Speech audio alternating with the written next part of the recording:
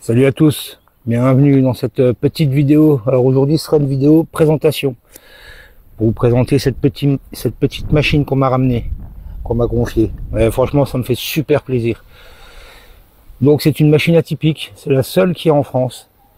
C'est une 125 Ténéré de 89, mais elle a été totalement transformée. À part le châssis, la partie cycle, tout le reste a été fait main par la personne qui me l'a ramené. Et franchement, il a fait un putain de boulot. Il s'est fait chier. Franchement, il s'est fait chier. Donc, c'est une machine en fait qu'il a équipée comme les grosses machines pour faire le Dakar. Donc, cette personne fait des grosses sorties, comme les 1000 vaches. Il fait le Touquet. Il fait beaucoup de pistes. Donc, c'est une machine qu'il a transformée exprès pour faire de la piste. Hein. Donc, c'est une machine, en fait, grosso modo, elle est dakarisée. Donc je vais reprendre l'appareil et puis je vais vous faire une petite présentation les gars. Allez, à tout de suite.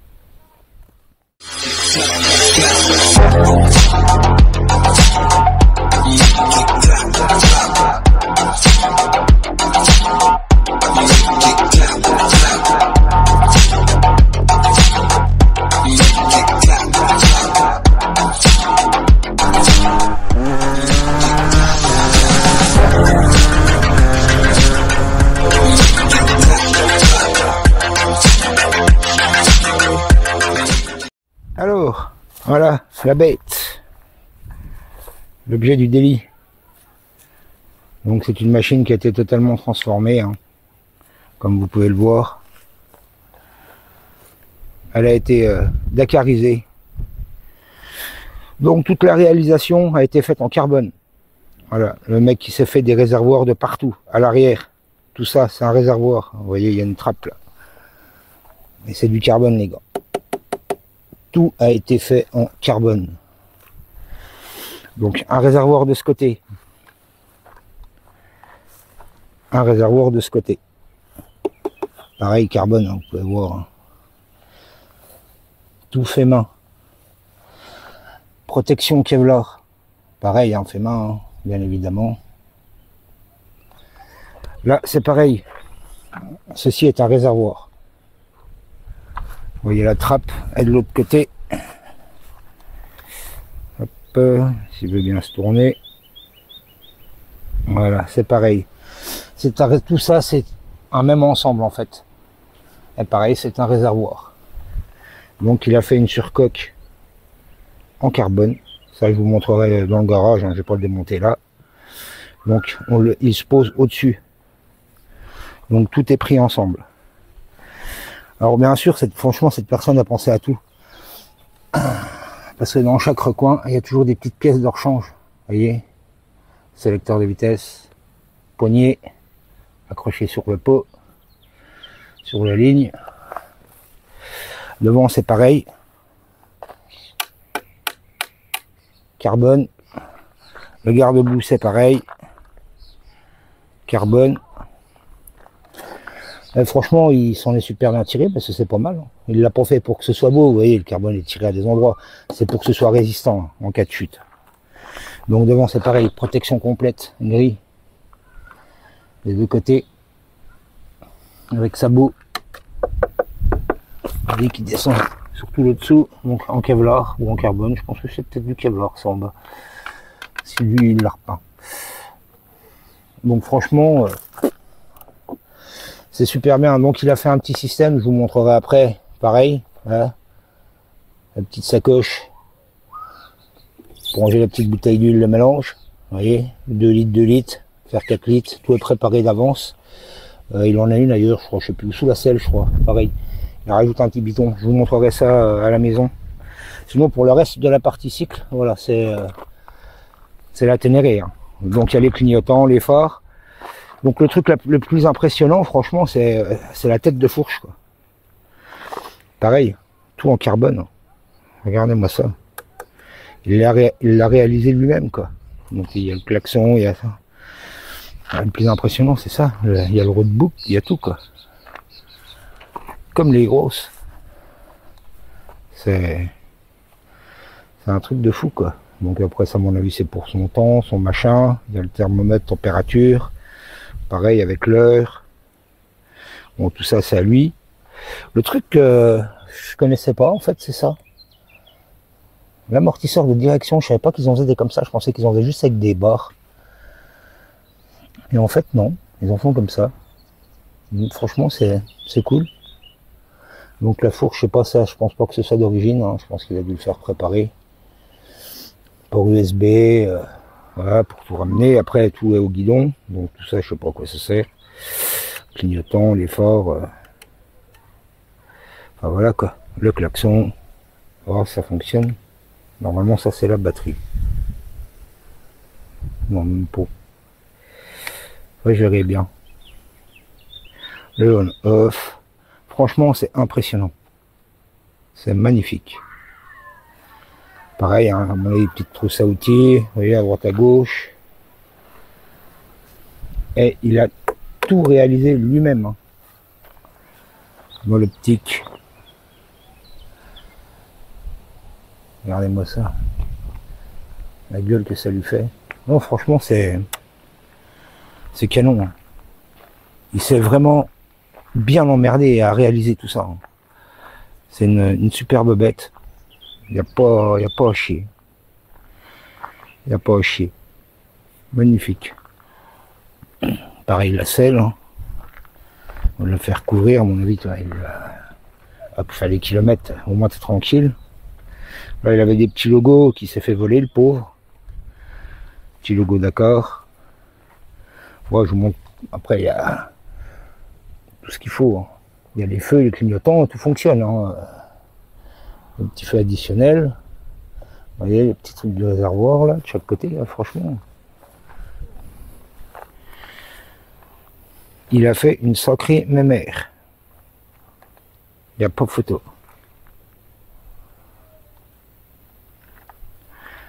Moi j'en profite pendant qu'il fait beau là aujourd'hui là. C'est la journée où il fait 30 degrés, laisse tomber. Après ça va, il y a du vent, mais apparemment ça va craquer ce soir. Mais bon, voilà, franchement, c'est impressionnant. C'est un truc de fou. Ouais, petite trappe à réservoir aussi, hein, du côté là. Ouais. Installé lui-même, tout. Franchement, chapeau l'artiste. Hein. C'est le mec, je lui dis, ah, chier pour faire ça. Il me dit, oh, je fais ça mes soirées d'hiver. Oui, mais c'est quand même emmerdé. Je pense à les mouler et tout pour refaire des belles formes là. Pareil, pour ranger le kit là. Hop. Tu le mets dedans, il bouge plus.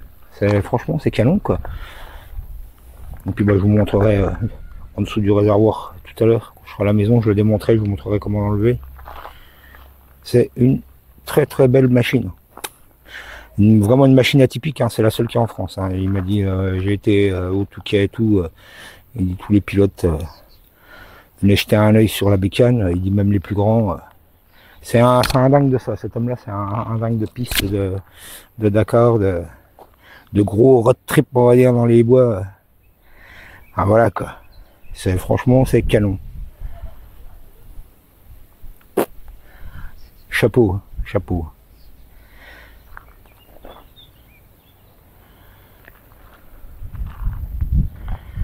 Là, c'est super chouette. Hein. Je vais mettre le guidon droit. Hein.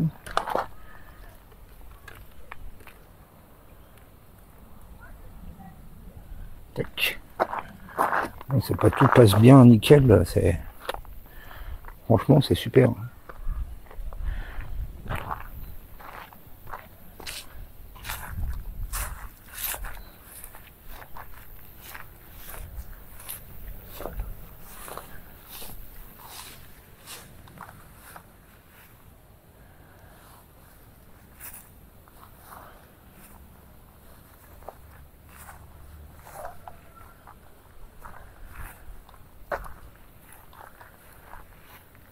C'est une sacrée bête. Hein.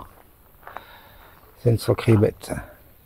Bon bah je coupe la Lego et puis je vous reprends dans le garage. Puis je vous montre la suite. Voilà.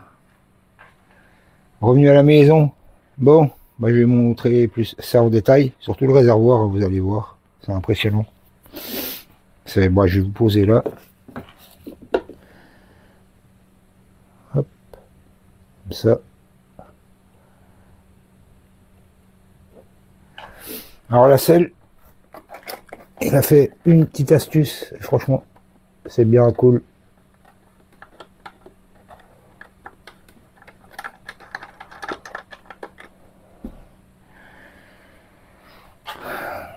J'ai mis ça. Hop. Voilà. Bon, je sais pas si c'est d'origine. En tout cas, il a fait ça comme ça. Franchement, il a bien fait ça. Au moins, il s'emmerde pas en cas de souci avec une clé. C'est le principal.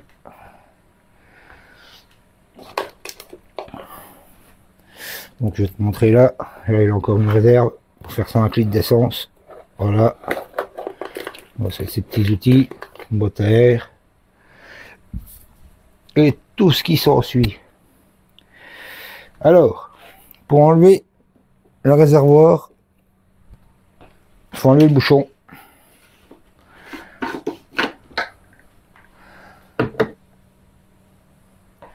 On l'attrape de chaque côté, on l'écarte un peu.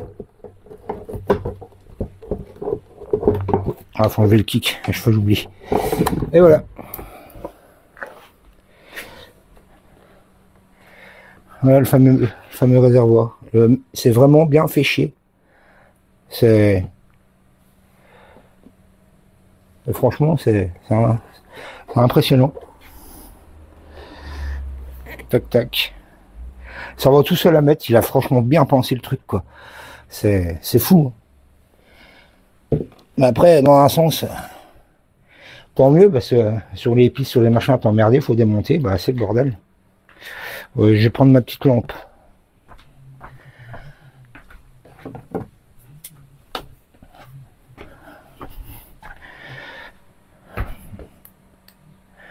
Voilà. Alors là, il a fait un système de pompe pour relier tous les réservoirs avec les robinets. Hop, vous voyez. Comme ça, au moins, il est tranquille. Dès qu'il a plus d'essence, il appuie. En fait, ça réinjecte. Vous voyez, il y a un tuyau là qui remonte. Et il réinjecte dans le réservoir principal. Franchement, c'est une super idée. Il a installé un petit ventilo aussi. Là, vous pouvez voir. Ça, c'est bien aussi, c'est pas mal. Et dessus, il a mis un cylindre AEB rechemisé en 175 cc. Donc, pour l'histoire, en fait, il a acheté le cylindre, il l'a monté, il avait acheté dans un garage un carbu Mikuni, enfin, le garage lui a vendu un carbu Mikuni de 26 qui se monte sur les 200 blasters. Lui, bon, ça se monte sur les 200 blasters, donc normalement, c'est réglé, c'est acheté dans un garage, il l'a monté, il a serré. En fait, il a fait un petit trou dans le piston. Ça a surchauffé, il était trop pauvre. Du coup, voilà. Tout ce qui est esthétique et tout, machin, tout ce qu'il a fait, il s'y connaît bien, franchement. Mais mécanique, réglage carbu, c'est pas trop ça. Donc, du coup, ben, il me l'a ramené. Il me l'a ramené pour que je lui change. Bah, au début, c'était pour que je lui règle. Alors, le problème est que vous allez voir le carbu. On va aller là-haut. Et je vous montrerai ça. Je vais vous montrer de l'autre côté. Je crois du coup qu'on voit un peu mieux les petits caches. Hein, vous voyez, hop, il a mis sa petite poignée là. Là, les petits sélecteurs. Ça, c'est fait en Kevlar. Donc, c'est franchement... le mec, il a fait du putain de travail, quoi. Après, le carbone, c'est pas esthétique, c'est pas de finition, c'est pas le but. Il va faire de la piste, il va tomber, il va dans la boue, dans la merde, dans machin. Donc, ils vont en prendre plein la gueule. Mais c'est super bien fait, franchement, c'est propre, c'est beau, c'est nickel, quoi. Il a assuré, c'est un sacré, un boulot de titan. Donc voilà la mémère. Bon, je reprends à côté et puis je vous montre le carbu. Alors, l'objet du délit. Ceci, qu'il a acheté dans un garage, qui m'a dit que c'est un carbu pour 200 blasters. Donc, quand j'ai démonté, aucun gravage. On ne sait même pas ce que c'est, on ne connaît pas la taille. Donc je l'ai mesuré, c'est bien un 26. Et quand j'ai vu ça, qu'il n'y avait pas la taille, je dis putain, il lui a vendu un carbu chinois, quoi. Je vais mettre de côté parce que sinon je vais taper dans le téléphone, ça va pas être bon. Ouais, du coup voilà, quoi. Mais le pire, c'est pas ça. C'est que... Tu vas voir.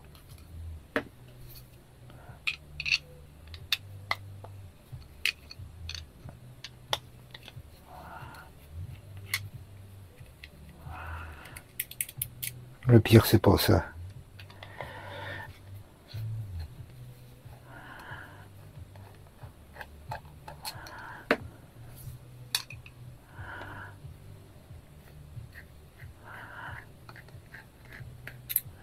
Hop.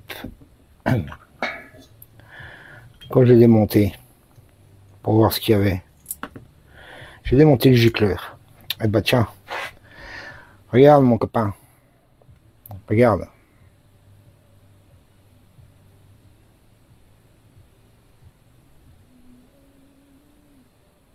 Absolument rien de marqué, quoi. C'est un truc de fou. Gicleur de ralenti, pareil. Alors on ne sait même pas ce qu'il a, quoi. Comme gicleur, donc ça m'étonne pas qu'il est serré.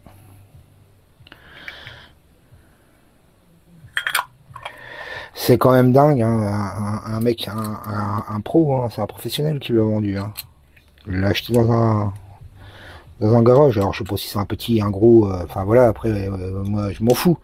Mais bon, tu vois que je sais pas, aujourd'hui tu peux même plus faire confiance à certains professionnels, hein, je dis bien certains. Hein. Mais bon, c'est quand même dommage de voir ça, franchement. Moi, honnêtement, j'aurais ramené, j'aurais claqué dans le nez, quoi. J'aurais dit, tu reprends ta mère tout de suite, quoi. J'ai dit, ton faux Mikuni, là. Ton Mikunu, ton Mikunu 8, tu te démerdes avec, quoi. Et même la finition, c'est pas... enfin, je veux dire, je sais pas, c'est déjà oxydé et tout. Le pire, c'est l'intérieur, là. Ouais, attends, faut que je le passe comme ça, que je passe le doigt de l'autre côté, sinon on le verra pas. Mais... Hop, lumière, s'il vous plaît. Tu vois la biloute pour la vis de ralenti, hein, pour monter le boisseau, regarde comment qu'elle est rouillée. C'est déjà rouillé, c'est déjà attaqué. C'est de la gnognotte. Là, il s'est fait avoir, le pauvre, mais dingue, quoi. Du coup, il a fait un petit trou dans le piston. Je vais te montrer la bougie.